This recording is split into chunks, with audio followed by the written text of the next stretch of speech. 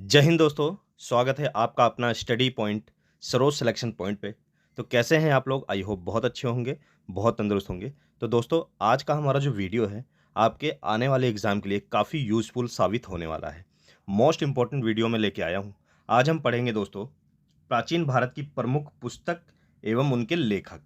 वो महत्वपूर्ण प्राचीन भारत की पुस्तकें और लेखक हम पढ़ेंगे जो आपके एग्जाम में हर बार रिपीट किए जाते हैं। मोस्ट इंपोर्टेंट सेलेक्टेड क्वेश्चन लेके आया हूँ। तो अच्छे से दोस्तों इस वीडियो को आप देखेंगे क्योंकि आने वाले एग्जाम के लिए काफ़ी हेल्पफुल साबित होने वाला है। तो चलिए क्वेश्चन नंबर 1 से हम शुरू करते हैं दोस्तों। तो क्वेश्चन नंबर 1 क्या कहता है? मुद्रा राक्षस पुस्तक के लेखक कौन है? मुद्रा राक्षस पुस्तक के लेखक कौन है? तो इसका राइट आंसर क्या होगा दोस्तों? कौन है मुद्रा राक्षस पुस्तक के लेखक? तो इसका राइट आंसर क्या होगा? तो इसका राइट आंसर होगा दोस्तों विशाख दत्त। कौन है? मुद्रा राक्षस पुस्तक के लेखक कौन है? विशाख दत्त हैं। बहुत बार ये क्वेश्चन एग्जाम में पूछा गया है। तो मुद्रा राक्षस पुस्तक के लेखक कौन है? विशाख दत्त बिल्कुल राइट आंसर होगा। ठीक है, याद रखेंगे। तो ये पुस्तक जो है दोस्तों चौथी सदी में लिखी गई थी। कब लिखी गई थी? चौथी सदी में लिखी गई थी। इसमें चाणक्य के दोस्तों इस पुस्तक में है क्या?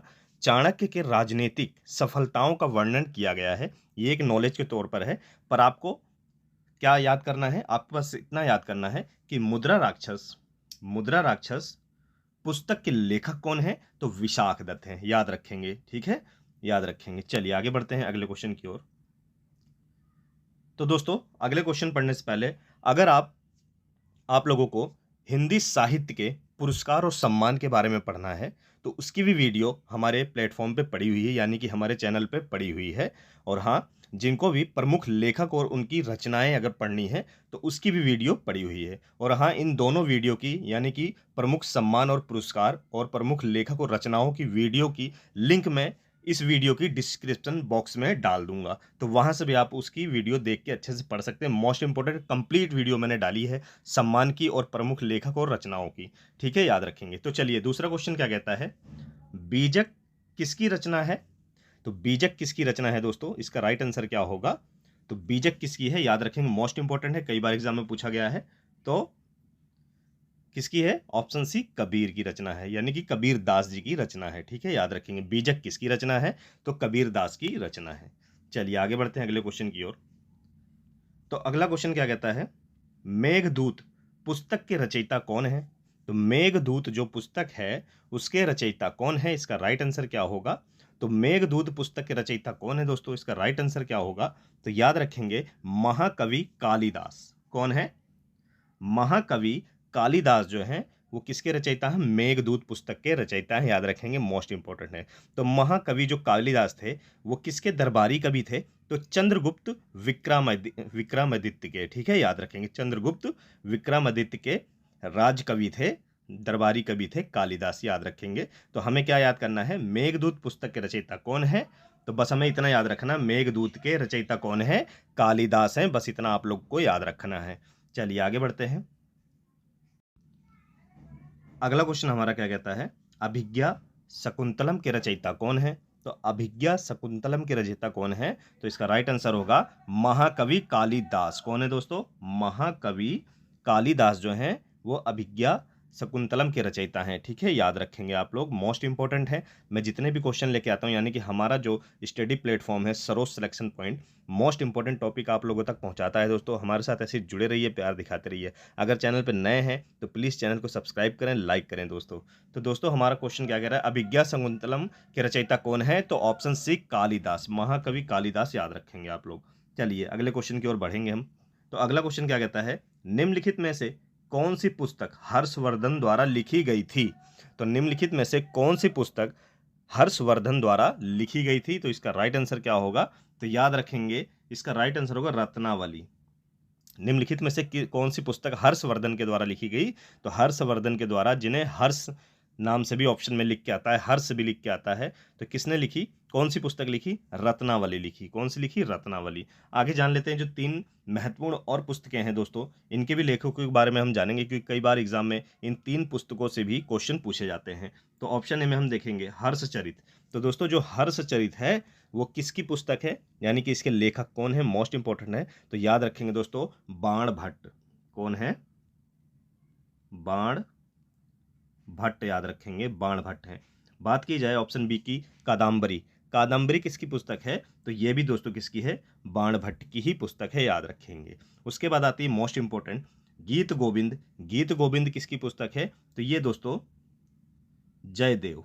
तो इन चारों पुस्तकों को आप बहुत अच्छे से पढ़ेंगे, मोस्ट इंपॉर्टेंट है, कई बार एग्जाम में पूछा गया है, इसीलिए मैंने बाकी जो 3 ऑप्शन थे उनको भी आपको बता दिया है, अच्छे से याद रखेंगे दोस्तों, ठीक है। चलिए आगे बढ़ते हैं अगले क्वेश्चन की ओर। तो अगला क्वेश्चन क्या कहता है दोस्तों? हर्षचरित पुस्तक के रचयिता कौन है? अभी मैंने आपको बताया। तो हर्षचरित पुस्तक के रचयिता कौन है? इसका राइट आंसर क्या होगा? तो बाणभट्ट होगा। क्या होगा दोस्तों? बाणभट्ट। ऑप्शन सी बिल्कुल राइट आंसर है। हर्षचरित जो पुस्तक है उसके रचयिता कौन है? बाणभट्ट हैं। चलिए आगे बढ़ते हैं अगले क्वेश्चन की ओर। तो अगला क्वेश्चन क्या कहता है? सतसई किसका उपन्यास है? तो सतसई किसका उपन्यास है? इसका राइट आंसर क्या होगा? तो ये जो है दोस्तों बिहारी लाल, ठीक है, याद रखेंगे। सतसई जो है वो बिहारी लाल की रचना है, उपन्यास है, याद रखेंगे। चलिए आगे बढ़ते हैं अगले क्वेश्चन की ओर। अगला क्वेश्चन क्या कहता है? राजतरंगिणी पुस्तक के लेखक कौन है? तो राजतरंगिणी पुस्तक के लेखक कौन है? इसका राइट आंसर, चलिए जल्दी से, जिन बच्चों को आंसर पता होगा कमेंट बॉक्स में आप अपना आंसर देके अपनी तैयारी कर सकते हैं। तो राजतरंगिणी पुस्तक के लेखक कौन है? इसका राइट आंसर क्या होगा? तो याद रखेंगे दोस्तों, कौन है? कल्हड़। राजतरंगिणी पुस्तक के लेखक कौन है? कल्हड़ है, ठीक है, याद रखेंगे। क्या है? कल्हड़। राजतरंगिणी का मतलब क्या है? इसका अर्थ क्या है? शाब्दिक अर्थ। तो इसका शाब्दिक अर्थ क्या होगा दोस्तों? राजाओं की नदी, यानी कि राजाओं की इतिहास का वर्णन किया गया है। इसका शाब्दिक अर्थ है राजतरंगिणी का राजाओं की नदी, ठीक है, याद रखेंगे। चलिए आगे बढ़ते हैं। अगला क्वेश्चन क्या कहता है? मोस्ट इंपॉर्टेंट है, कई बार एग्जाम में पूछा गया है। कुमार संभव पुस्तक के रचयिता कौन है? कुमार संभव पुस्तक के रचयिता कौन है? इसका राइट आंसर क्या होगा? तो याद रखेंगे महाकवि कालिदास, ठीक है। कुमार संभव पुस्तक के रचयिता कौन है? कालिदास है। उत्तर प्रदेश पुलिस कांस्टेबल की परीक्षा में पूछा गया है प्रीवियस ईयर में। तो कुमार संभव पुस्तक के रचयिता कौन है? ऑप्शन ए कालिदास, याद रखेंगे, महाकवि कालिदास। चलिए आगे बढ़ते हैं अगले क्वेश्चन की ओर। तो अगला क्वेश्चन क्या कहता है? प्रियदर्शिका के रचयिता कौन है? प्रियदर्शिका के रचयिता कौन है? इसका राइट आंसर क्या होगा? तो याद रखेंगे, प्रियदर्शिका के रचयिता कौन है? हर्ष, ठीक है, जिन्हें हर्षवर्धन भी कहा जाता है, ठीक है, याद रखेंगे। तो प्रियदर्शिका के रचयिता कौन है? ऑप्शन डी हर्ष बिल्कुल राइट आंसर है। हर्षवर्धन भी लिख के आता है तो बच्चे कंफ्यूज नहीं होंगे बिल्कुल भी। चलिए आगे। अगला क्वेश्चन है, देवी चंद्रगुप्तम तथा राघवानंद के रचनाकार कौन है? देवी चंद्रगुप्तम तथा राघवानंद के रचनाकार कौन है? तो इसका राइट आंसर क्या होगा? तो याद रखेंगे दोस्तों, कौन है? विशाख दत्त, ठीक है, याद रखेंगे, कौन है? विशाख दत्त। इन दोनों रचनाओं के रचनाकार कौन है? विशाख दत्त बिल्कुल राइट आंसर है। विशाख दत्त जो थे वो गुप्त वंश के दरबारी कवि थे, याद रखेंगे, चंद्रगुप्त द्वितीय के शासनकाल में ये थे, याद रखेंगे, विशाख दत्त, ठीक है। चलिए आगे बढ़ते हैं अगले क्वेश्चन की ओर। तो अगला क्वेश्चन क्या कहता है? ऋतु संहार किसकी महाकाव्य रचना है? ऋतु संहार किसकी महाकाव्य रचना है? तो इसका राइट आंसर क्या होगा? याद रखेंगे, महाकवि कालिदास, ठीक है। ऋतु संहार किसकी रचना है? कालिदास की रचना है, ठीक है, याद रखेंगे। चलिए आगे बढ़ते हैं अगले क्वेश्चन की ओर। सुरसागर के रचयिता कौन है? सुरसागर के रचयिता कौन है? तो इसका राइट आंसर क्या होगा? तो सुरसागर के रचयिता कौन है? नाम से ही पता चल रहा है, सुर से सूरदास, ठीक है, याद रखेंगे। इस ऑप्शन से आप लगा सकते हैं, सुरसागर के रचयिता कौन है? सूरदास हैं, याद रखेंगे सभी लोग। अच्छे से दोस्तों इस वीडियो को पढ़ेंगे, अपने दोस्तों तक भी शेयर करेंगे। मोस्ट इंपॉर्टेंट टॉपिक लेके आया हूं दोस्तों, बहुत ही हेल्पफुल टॉपिक है, हर बार इनसे क्वेश्चन बनते हैं एग्जाम में। तो जिन बच्चों को, मैं फिर से एक बार बता रहा हूँ, जिन बच्चों को साहित्य सम्मान पुरस्कार और साहित्य लेखक और रचनाओं के बारे में पढ़ना है, डिस्क्रिप्शन बॉक्स में मैं उन दोनों की लिंक इस वीडियो के डिस्क्रिप्शन बॉक्स में डाल दूंगा, तो वहां से आप इसको अच्छे से पढ़ सकते हैं। चलिए आगे बढ़ते हैं। अगला कहता है कर्पूर मंजरी। कर्पूर मंजरी पुस्तक के रचयिता कौन है? इसका राइट आंसर क्या होगा? कर्पूर मंजरी पुस्तक के रचयिता कौन है? इसका राइट आंसर क्या होगा? तो याद रखेंगे दोस्तों, इसका राइट आंसर क्या होगा? राजशेखर, ठीक है, ऑप्शन ए कर्पूर मंजरी पुस्तक के रचयिता कौन है? तो राजशेखर हैं, अच्छे से पढ़ेंगे सभी लोग। चलिए आगे बढ़ते हैं अगले क्वेश्चन की ओर। तो अगला क्वेश्चन क्या कहता है? अगला क्वेश्चन कहता है नागानंद पुस्तक के लेखक कौन है? नागानंद पुस्तक के लेखक कौन है? तो इसका राइट आंसर क्या होगा? याद रखेंगे दोस्तों, हर्ष। ठीक है, यानी कि हर्षवर्धन। याद रखेंगे, नागानंद पुस्तक के लेखक कौन है? हर्षवर्धन है। बहुत सरल तरीके से और अच्छे तरीके से लेके आया हूं दोस्तों मैं इस वीडियो को। बहुत ही इंपॉर्टेंट लेखक में लेके आया हूं दोस्तों, प्राचीन काल के यानी कि प्राचीन भारत के। इससे बाहर आपसे कोई भी प्राचीन भारत की पुस्तक और लेखक नहीं पूछेगा। तो अच्छे से इस वीडियो को दोस्तों पढ़ेंगे, मोस्ट इंपॉर्टेंट है, बार बार मैं इसलिए कह रहा हूं, इनसे एग्जाम में क्वेश्चन जरूर बनते हैं। चलिए अगला क्वेश्चन कहता है, ग्रंथावली किसकी रचना है? ग्रंथावली किसकी रचना है दोस्तों? मोस्ट इंपॉर्टेंट है, जल्दी से सभी बच्चे आंसर देंगे। जिन भी बच्चों को इसका आंसर पता होगा तो याद रखेंगे दोस्तों, ग्रंथावली किसकी रचना है? तो याद रखेंगे दोस्तों, किसकी है? कबीर दास की। ठीक है, याद रखेंगे किसकी है? कबीर दास की रचना है ग्रंथावली, याद रखेंगे। चलिए आगे बढ़ते हैं अगले क्वेश्चन की ओर। अगला क्वेश्चन कहता है, किरातार्जुनीयम महाकाव्य के रचयिता कौन है? किरातार्जुनीयम महाकाव्य के रचयिता कौन है दोस्तों? तो इसका राइट आंसर क्या होगा? याद रखेंगे, इसका राइट आंसर होगा महाकवि भारवी। ठीक है, कौन होगा? महाकवि भारवी इसका राइट आंसर होगा। क्या होगा? महाकवि भारवी। किरातार्जुनीयम का मतलब क्या होता है दोस्तों? किरात और अर्जुन की कथा। ठीक है, किरात और अर्जुन की कथा इसमें दी गई है। ये लगभग 7वीं सदी में ये लिखी गई थी। ठीक है, याद रखेंगे। तो किरातार्जुनीयम महाकाव्य के रचयिता कौन है? तो भारवी बिल्कुल राइट आंसर है। चलिए आगे बढ़ते हैं अगले क्वेश्चन की ओर। तो अगला क्वेश्चन क्या कहता है, कश्मीर का इतिहास पुस्तक के लेखक कौन है? मोस्ट इंपोर्टेंट है, कई बार एग्जाम में पूछा गया है। कश्मीर का इतिहास पुस्तक के लेखक कौन है? इसका राइट आंसर क्या होगा? याद रखेंगे, इसका राइट आंसर होगा दोस्तों कल्हड़। ठीक है, कश्मीर का इतिहास पुस्तक के लेखक कौन है? कल्हड़ हैं। लगभग 12वीं सदी में इन्होंने इस पुस्तक की रचना की थी। ठीक है, याद रखेंगे, लिखा गया था ये 12वीं सदी में लगभग। चलिए आगे बढ़ते हैं। अगला क्वेश्चन क्या कहता है, सुरसावली के रचनाकार कौन है? सुरसावली के रचनाकार कौन है? जैसे सुर से ही पता चल रहा है, तो सूरदास की दोस्तों मोस्ट 2-3 ही इंपॉर्टेंट रचनाएं हैं जिनका शुरुआत सुर से ही होता है, यानी सूरदास की। तो आप इसको ऑप्शन के अकॉर्डिंग भी लगा सकते हैं, आपका गलत नहीं होगा। तो सुरसावली के रचनाकार कौन है? ऑप्शन सी सूरदास बिल्कुल राइट आंसर होगा। चलिए आगे बढ़ेंगे अगले क्वेश्चन की ओर। अगला क्वेश्चन कहता है, अर्थशास्त्र पुस्तक के लेखक कौन है? अर्थशास्त्र पुस्तक के लेखक कौन है? इसका राइट आंसर क्या होगा दोस्तों? तो याद रखेंगे, अर्थशास्त्र पुस्तक के लेखक कौन है? चाणक्य हैं। कौन है? ऑप्शन बी चाणक्य बिल्कुल राइट आंसर होगा। चाणक्य को और किस नाम से जाना जाता है? कौटिल्य भी लिख के आता है कई जगह, याद रखेंगे क्या लिख के आता है? कौटिल्य। एक क्वेश्चन और बनता है, कई बार एग्जाम में पूछा गया है कि चाणक्य का वास्तविक नाम क्या था, यानी कि जो उनके माता पिता ने उनका नाम रखा था, वास्तविक नाम क्या था चाणक्य का? तो इसको भी आप लोग जान लेंगे, मूल नाम यानी कि वास्तविक नाम तो विष्णुगुप्त था। क्या था दोस्तों? विष्णु गुप्त इनका वास्तविक नाम था, जो इनके माता पिता ने रखा था। इसको भी आप नोट डाउन करेंगे, कई बार एग्जाम में पूछा गया है। चलिए आगे बढ़ते हैं अगले क्वेश्चन की ओर। तो अगला क्वेश्चन क्या कहता है, गीत गोविंद पुस्तक के रचयिता कौन है?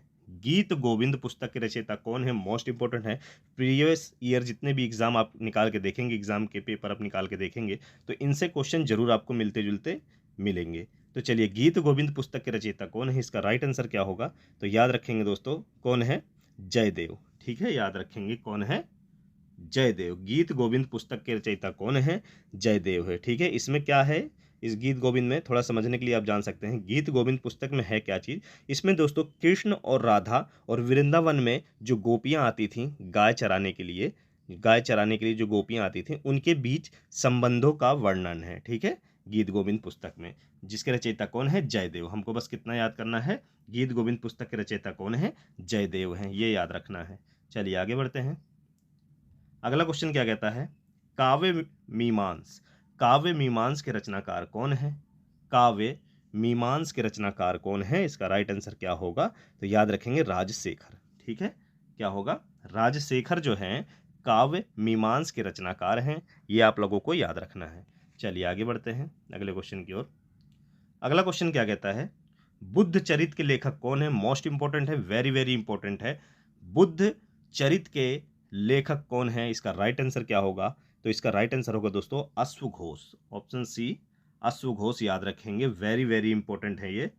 ठीक है, याद रखेंगे, वेरी वेरी इंपॉर्टेंट है, इसको आप लोग नोट डाउन कर लेंगे। तो बुद्ध चरित्र के लेखक कौन है? अश्व घोष हैं, याद रखना है आप लोगों को। चलिए आगे बढ़ेंगे अगले क्वेश्चन की ओर।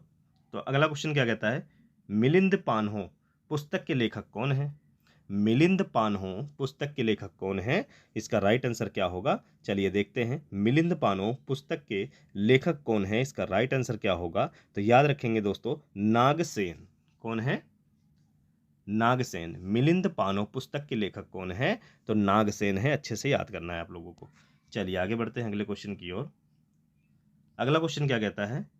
कादम्बरी पुस्तक के रचयिता कौन है? कादम्बरी पुस्तक के रचयिता कौन है? इसका राइट आंसर क्या होगा? तो याद रखेंगे, बाण भट्ट। कौन है? कादम्बरी पुस्तक के रचयिता कौन है? बाण भट्ट आप लोगों को याद रखना है। कौन है? कादम्बरी पुस्तक के रचयिता बाण भट्ट। चलिए आगे बढ़ेंगे। नेक्स्ट क्वेश्चन क्या कहता है? मत विलास प्रहसन पुस्तक के लेखक कौन है?